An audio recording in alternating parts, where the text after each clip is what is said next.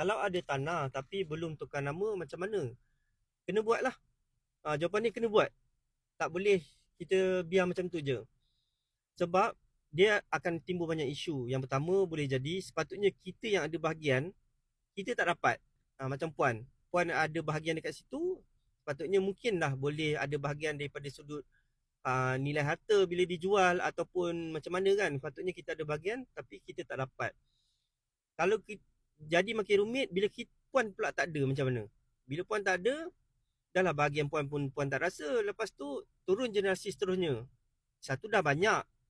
Yang risaunya dia orang pun mungkin tak tahu apa-apa. Jadi kesian lah dekat generasi yang berikutnya. Cara nak proses dia ada dua. Satu, boleh mohon dekat pusaka kecil online ataupun Mahkamah Tinggi Sivil. Tengoklah yang mana yang mudah.